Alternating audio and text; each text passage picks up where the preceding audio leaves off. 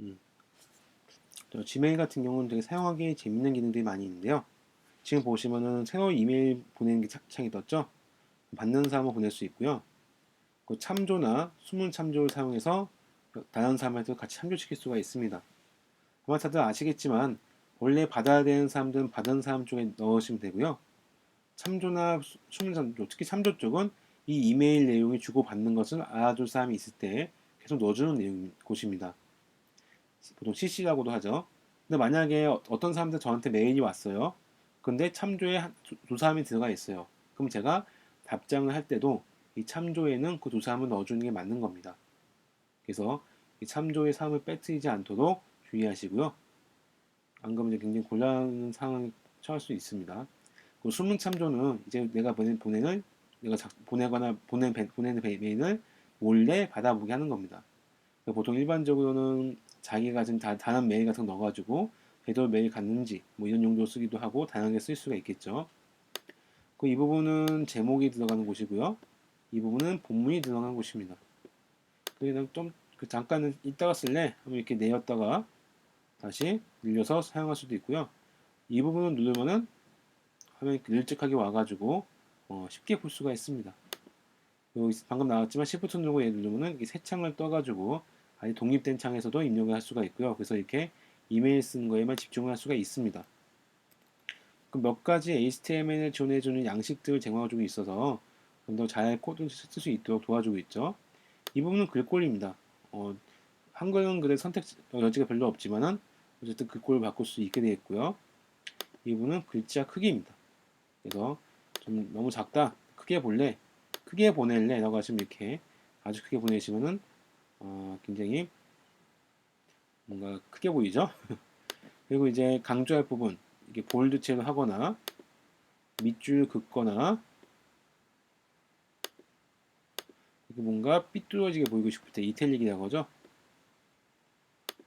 이건 강조성이긴 한데 잘 보이진 않아. 한국어는 잘 안 보여요. 영어는 좀 괜찮은데. 그리고 이제 색깔 칠하거나 선택을 하시고요. 여기서 이제 여기 이 부분 선택해서 색깔을 바꿀 수가 있습니다. 할 수 있고요. 정렬도 바꿀 수 있습니다. 문자 정렬을 바꿔서 기본은 왼쪽 정렬이고요. 이렇게 선택해서 중앙 정렬. 우리나라에서 거의 쓸 일은 없지만 우측 정렬로 해서 뭔가 다른 느낌을 줄 수가 있겠죠. 그 외에 이제 목록을 만들 수도 있는데요. 이렇게 쓸 때마다 뭐시기, 뭐시기, 뭐시기 이렇게 숫자 정렬되는 목록도 만들 수 있고요. 이렇게 점만 나오는 목록도 만들 수가 있습니다. 그리고 문자를 들여쓰기 할 필요가 있을 때 여기를 눌러주면은 안쪽 정렬, 얘는 덜 들여쓰기 이것도 가능하고요. 뭔가 참조해서 굉장히 중요한 문구를 알려주고 싶을 때도 있겠죠. 그 부분은 선택을 한 다음에 여기 인용 문구를 써주시면은 뭔가 인용했다는 내용이 알려주기 위해서 이렇게 엔터가 여기 옆에 뭔가 선이 들어가면서 인용했다는 걸 알려주게 됩니다. 그리고 이 맨 오른쪽에 있는 거는 X자 보이죠? 서식을 없애란 말입니다. 나 서식 없애고 그냥 플레인 텍스트 그냥 글자만 남길래 하면은 이렇게 원래 글자만 남겨서 나오게 됩니다. 아마 이 부분 표시는 이제 인용할 때 쓰는 거라서 나타나고 있죠. 글자에 대한 처리는 여기에서 담당하고요. 그 파일을 업로드 해야겠다. 그럼 여기를 눌러서 첨부를 할 수가 있습니다. 그리고 여기 재밌는 기능인데요. 이거 나중에 사용해볼 구글 드라이브 사용하면은 구글 드라이브에 저장된 파일을 가져다가 설정할 수도 있습니다. 그리고 사진을 넣는 건데요. 여러분의 컴퓨터가 캠이 있다면 캠의 사진을 바로 찍어서 보낼 수도 있습니다. 링크를 넣는 건데요. 예를 들어서 이렇게요. 저희 학교 홈페이지 예를 들면요. 미림여자 정보과학고 홈페이지다. 홈페이지 링크 이렇게 해놓고 선택을 한 다음에요. 얘를 눌러서 넣고자 하는 웹 주소 이렇게 낸 다음에 링크 테스트에서 제대로 가는지도 확인해 볼 수 있고요. 잘 뜨고 있네요. 그래서 확인 눌러서 링크를 이렇게 넣을 수도 있습니다. 그리고 이모티콘도 넣을 수가 있습니다. 이모티콘, 이모션 같은 걸 보여주는 조각 그림 같은 건데요. 클릭하여서 이렇게 기분이 좋은지 아니면 뭐 어떤 물건 같은 거라든가 아기자기하게 넣어서 알려줄 수가 있습니다. 여기는 최근에 사용한 게 나오게 되는데요. 한 번도 입력한 적이 없으니 이렇게 나오죠. 만약에 제가 이렇게 웃으면서 울고 있는 모습 몇 개 넣은 다음에 일로 가면은 최근에 입력한 순서대로 나오는 걸 알 수 있습니다. 그래서 자주 사용하는 것은 여기서 선택할 수 있겠죠. 이렇게 간단하지만 뭐 쓸만하게 약간의 에디터 기능 제공해 줌으로써 이메일 서비스를 잘 사용할 수 있게 해놓고 있습니다. 저 자신에 대한 주소도 내보도록 할게요. 방금 만든 걸로요. 자, 이렇게 작성하고 보내기 하면은 메일 슝 가겠죠? 그래서 받은 편지함 다시 가보시면은 방금 메일 도착한 걸 알 수 있습니다. 빨리 왔죠? 그래서 이렇게 연주형 내용이 온 걸 알 수 있습니다. 그리고 답장이 되게 쉽게 되어 있습니다. 여기 보면 아시겠지만 답장 또는 전달은 여기 클릭하셔도 되어 있죠? 답장을 바로 클릭해서 여기다 바로 즉석에서 답장을 보낼 수 있습니다. 이렇게 아니죠? 쓸만하네요. 이런 식으로 해서 답장을 바로 편하게 마치 카톡 하듯이 보내고 받을 수 있습니다. 전달은 이걸 클릭하셔가지고요. 누가 받을지 지정해 주시면 하고 보내면 바로 이렇게 전달된 메시지가 뜨면서 내용을 전달받을 수가 있습니다. 자, 나온 김에 이 화면을 보시면요. 재밌는 기능인데 별표가 있습니다. 별표. 이 별표를 클릭하시면은 이 이메일은 별표 편지함에서도 볼 수 있게 됩니다. 그래서 별표 편지함 가면 제가 별표한 게 보이죠? 나 이거 메일 충분히 써서 이제 별표할 필요 없어. 해제 하면은 이 메일 서비스 별표가 빠지게 되고 다시 들어갔을 때는 안 나오게 됩니다. 그래서 여러분이 일을 하면서 뭔가 중요한 이메일 주소라든가 놓치지 않아야 되는 이메일 주소, 뭔가 해야 되는 게 있는 이메일 주소는 이 별표를 이용하면 굉장히 편하게 사용할 수가 있습니다. 일반적인 이메일 주소는 기본 쪽으로 오게 되고요. 소셜, 그러니까 페이스북이라든가 트위터라든가 그 유명 알려진 소셜 네트워크 관련된 사이트에서 오는 메일들은 이 소셜 쪽으로 분류가 됩니다.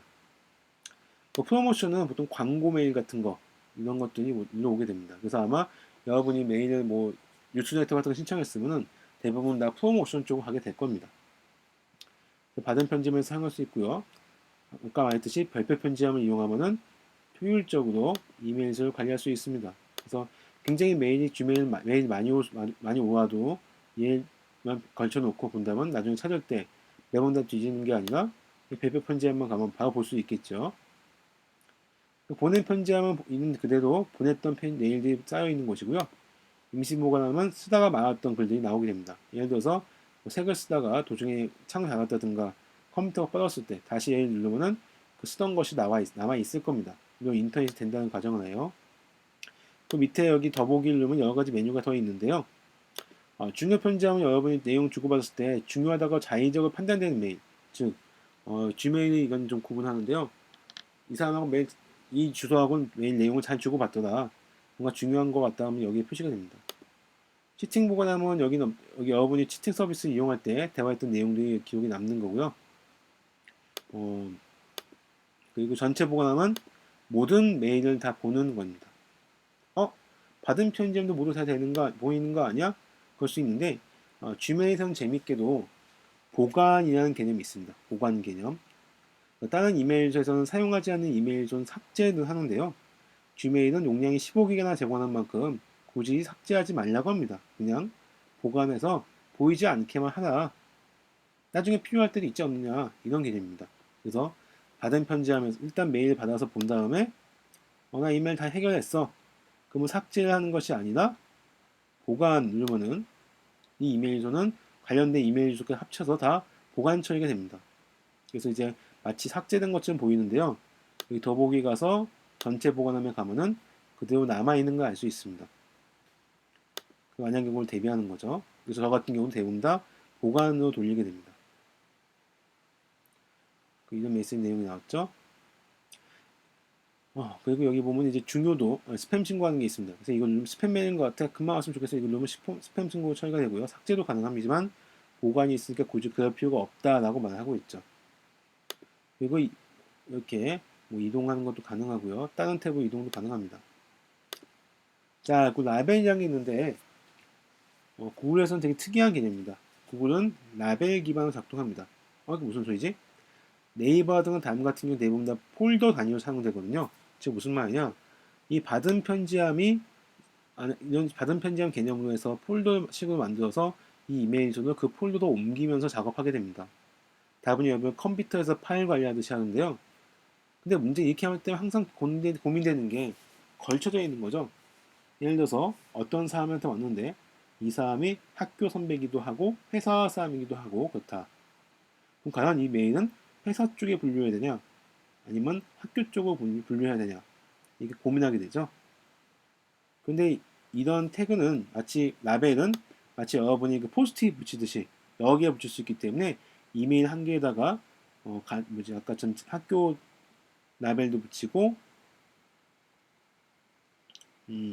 회사 라벨도 붙여가지고 동시에 두 개 소속되도록 할 수가 있고 해당 라벨을 검색해서 내용을 보면 되기 때문에 여러 가지 응용을 할 수가 있습니다. 지금 해야 될 할 일 이런 거 만들어서 관리할 수도 있고요. 그래서 지메일 사용할 때 가장 잘 활용하는 것은 라벨을 얼마큼 적절히 사용하느냐에 달려있다고 볼 수 있습니다. 사용하지 않는 메일은 사용하지 않는 메일 이렇게 선택해서 아니면 이렇게 전체 선택해서 보관 처리하면 식으로 해서 관리하는 것도 한 가지 방법이고요. 자, 스팸함은 말 그대로 스팸이 쌓이는 곳입니다. 자주 오는 스팸 같은 경우는 다 이쪽으로 분류되니까요. 가끔 중요한 메일 와야 되는데 이상하게 안 오네 하는 경우 가끔 가서 보면 여기에 있는 경우도 있긴 합니다. 근데 이제 제가 경험한 번 최근에는 거의 스팸함에서 필요한 중요한 메일이 가 있는 경우를 본 적이 없던 것 같아요. 휴지통은 삭제한 메일들이 들어가 있는 곳입니다. 그리고 라벨 관리 가시면은 라벨 만들어서 뭐 왼쪽에 있는 걸 표시할 안 할지 관리할 수 있는데요. 예를 들어 채팅 보관함 같은 경우는 사용하지 않거든요. 그래서 뭐 이건 안 보이게 줄인다든가 그런 식으로 세세한 설정이 가능합니다. 그래서 여러분이 취향에 맞춰서 이 부분을 바꾸시면 될 겁니다.